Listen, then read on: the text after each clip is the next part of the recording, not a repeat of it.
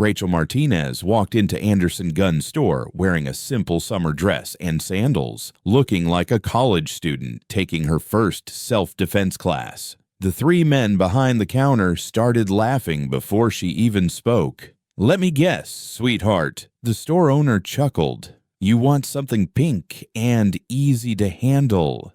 What they didn't know was that Rachel Martinez was the most feared sniper in SEAL history, with 203 confirmed eliminations across 4 continents. And the SEAL commander who was about to walk through that door had been searching for her for 4 years. Have you ever been so completely underestimated that people made assumptions about your capabilities before you even open your mouth?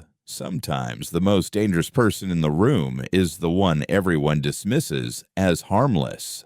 Anderson Gun Store sat on the outskirts of Millfield, Virginia, a small town where everybody knew everybody's business and strangers were noticed immediately. The store catered primarily to local hunters, weekend sport shooters, and the occasional law enforcement officer looking for personal equipment. Rachel Marie Martinez had chosen her outfit carefully that Tuesday afternoon in September. If they knew who she really was, everyone in that gun store would have frozen in terror. Master Chief Petty Officer Rachel Martinez, call sign Ghost 7, had served 9 years as the most lethal sniper in U.S. Navy SEAL operations history. Her official record, classified at the highest levels of military intelligence, showed 203 confirmed eliminations across operations in Afghanistan, Iraq, Syria, and locations that didn't appear on any public map.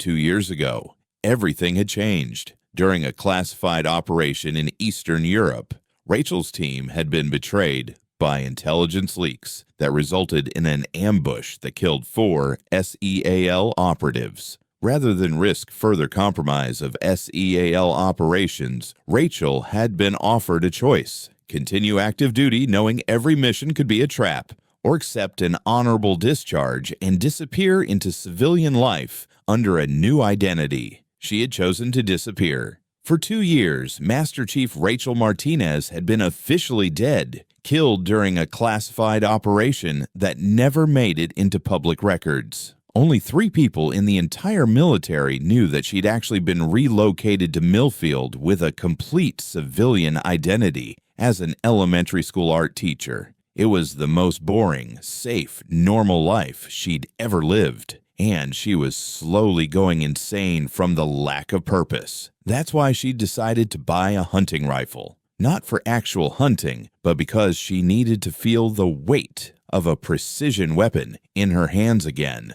"Well, hello there, sweetheart," said Bobby Anderson, the store owner, as Rachel approached the counter. He was a heavy-set man in his 50s with graying hair and the kind of smile that made women instinctively check their exits. "What can we do for a pretty little thing like you today?" "I'd like to look at hunting rifles," Rachel said politely, maintaining the soft-spoken persona she'd developed for her civilian identity. "I'm planning to try deer hunting this season." "Deer hunting?" Anderson's assistant Jake started chuckling. "Ma'am, have you ever fired a rifle before?" "Not really," Rachel lied smoothly. "My boyfriend thinks I should learn, but I don't know much about guns." Anderson and Jake exchanged knowing looks while the third employee, an older man named Pete, shook his head with amusement. "Well, honey," Anderson said with exaggerated patience, "hunting rifles aren't really toys. They're serious weapons that require a lot of strength and experience to handle safely." Anderson walked over to a display case containing small caliber rifles. "Now, for someone like you, I'd recommend starting with something simple. Maybe a .22 caliber rifle that won't kick too hard and won't be too heavy for you to carry." He pulled out a pink-colored rifle that looked like it had been designed for a child's toy collection. "This little beauty here is perfect for ladies. It's lightweight, comes in a nice color, and has a recoil that won't knock you over." Rachel stared at the rifle with the expression of someone trying very hard to maintain politeness. In her military career, she'd used weapon systems that required security clearances to even look at, and this man was trying to sell her a pink .22 caliber rifle because he thought she was too delicate for anything more serious. Actually, Rachel said carefully, I was hoping to look at something with a little more range. Maybe something in .308 caliber. The three men burst into laughter as if she'd just suggested buying a rocket launcher. Oh, sweetheart, Pete chimed in. A .308 would break your shoulder. Those are serious hunting rifles for serious hunters. You'd end up on your back after the first shot. Jake nodded enthusiastically. Yeah, those rifles weigh like 8 pounds. You'd probably have trouble even lifting one.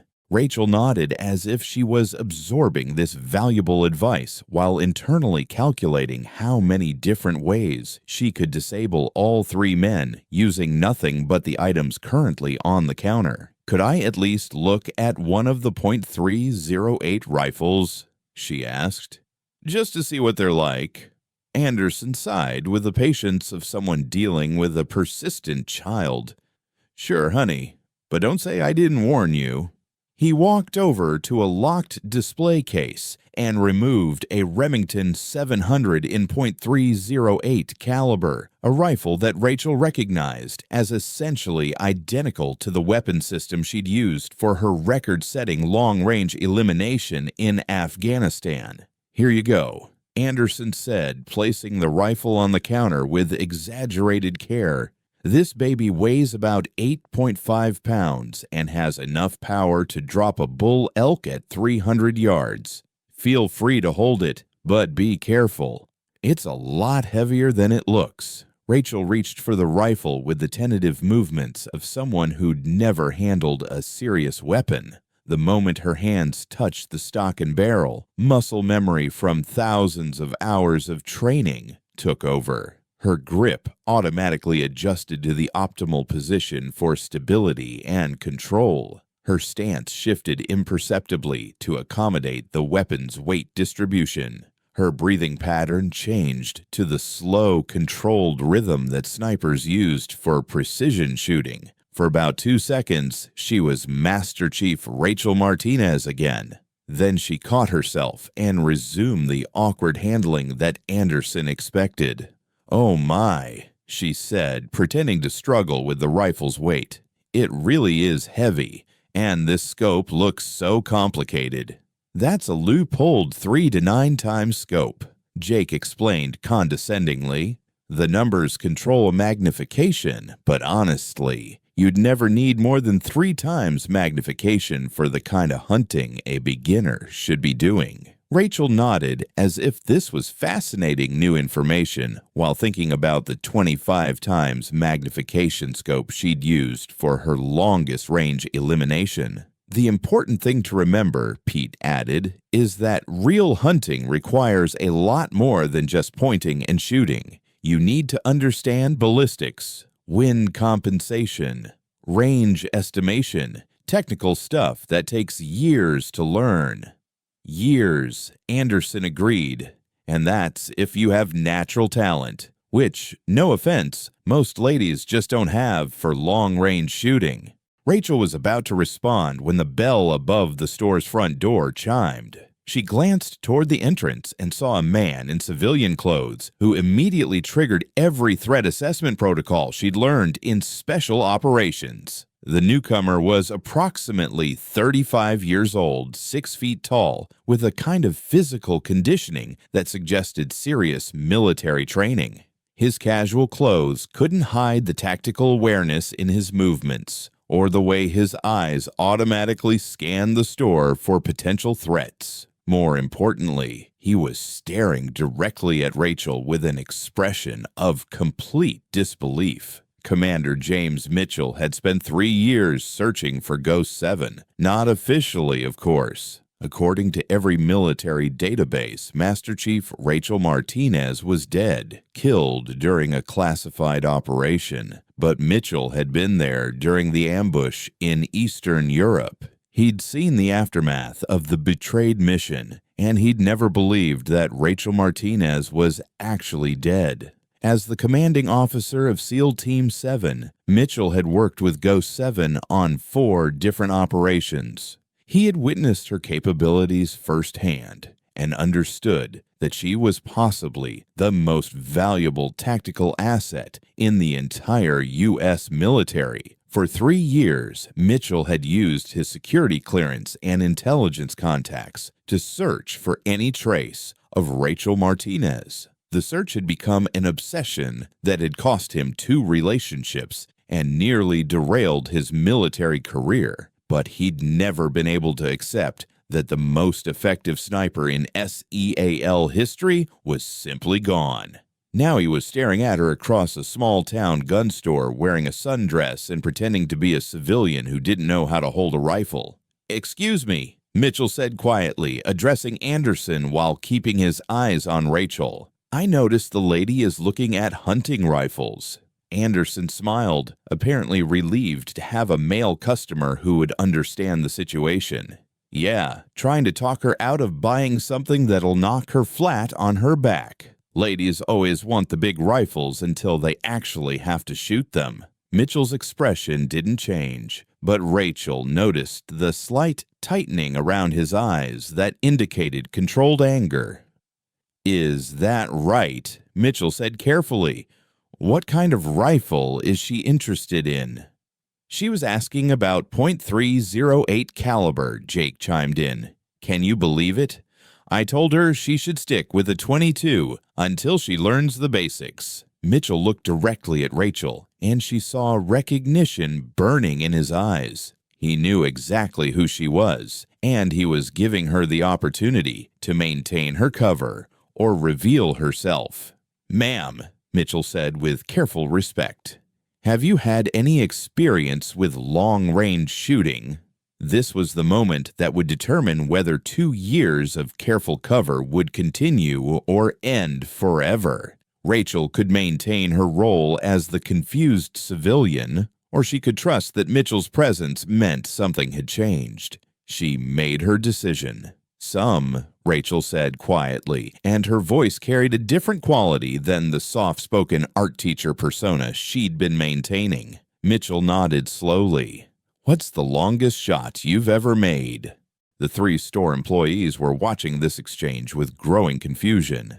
Anderson sensed that something had changed in the conversation's dynamic. Rachel looked Mitchell directly in the eyes. 3,456 meters.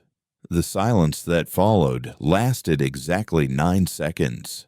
Mitchell's face went through a series of expressions: disbelief, recognition, awe, and finally, something approaching reverence. He'd known who she was, but hearing her casually mention the longest confirmed sniper kill in military history made the reality hit him like a physical blow. "Jesus Christ," he whispered, barely audible. Anderson, Jake, and Pete were staring at both of them with complete confusion. The number Rachel had mentioned meant nothing to them, but Mitchell's reaction suggested it was significant. "I'm sorry," Anderson said slowly. "But what exactly is going on here?" Mitchell never took his eyes off Rachel. "Sir, you've been trying to sell hunting rifles to someone who holds the world record for long-range precision shooting." "World record," Pete repeated. Mitchell's voice carried the respect typically reserved for military legends. "Ma'am, is it true that you made the Kandahar shot?" Rachel nodded once. "And the Baghdad eliminations?" Another nod. Mitchell stepped back and, to the complete astonishment of everyone in the store, came to attention and rendered a crisp military salute. "Master Chief," he said, with a voice that carried years of professional respect, "it's an honor." Anderson, Jake, and Pete were staring at this scene as if reality had suddenly shifted. The pretty young woman in the sundress was being saluted by a man who clearly had serious military credentials. "I don't understand," Anderson said weakly. "She's just a school teacher." Mitchell slowly lowered his salute. Sir, you've been talking to Master Chief Rachel Martinez. Call sign Ghost 7. She's the most lethal sniper in the history of U.S. Special Operations. Jake's mouth fell open. But she wanted to buy a pink .22. No, Mitchell said patiently. She wanted to look at .308 hunting rifles. You decided she wasn't capable of handling them. Pete was staring at Rachel as if seeing her for the first time. You have military background. I did, Rachel said simply. I've been retired for 2 years. Anderson's face was cycling through embarrassment, disbelief, and growing horror as he realized how badly he'd misjudged the situation. But you said you'd never fired a rifle before. I said not really, Rachel corrected gently, which is technically true. I've never fired a civilian hunting rifle for recreational purposes. Mitchell was studying Rachel's civilian appearance with professional interest. Ma'am, if you don't mind me asking, what brings you to a gun store in Virginia? Rachel considered how much to reveal. I wanted to see if I could find a rifle similar to what I used during active duty, just for target practice. It's been 2 years since I've done any precision shooting. Mitchell nodded with understanding. Are you finding anything suitable? Rachel glanced at the Remington 700 still sitting on the counter. Actually, that .308 is almost identical to my primary weapon system. With some modifications, it would be adequate. Anderson finally found his voice. You really hold a world record for sniper shooting. Several records, Mitchell answered when Rachel remained silent, including longest confirmed elimination, most eliminations in a single engagement, and most successful deep cover operations completed. Jake was staring at Rachel with a mixture of awe and terror. How many? 203 confirmed eliminations across 4 continents, Mitchell said when Rachel remained silent. Plus classified operations that can't be discussed. Pete sat down heavily on a stool behind the counter. And we were trying to sell her a pink .22. Ma'am, Anderson said, his voice completely changed. We have some custom precision rifles in the back. Military-grade equipment that I don't usually show to civilian customers. The Remington will work fine with modifications, Rachel said, with the right adjustments. Mitchell stepped closer. Ma'am, how are you adjusting to civilian life? It's an adjustment. Quiet, safe, sometimes too quiet. Mitchell nodded with understanding. If you ever want to talk to someone who understands, I'm stationed about an hour north of here. SEAL Team 7.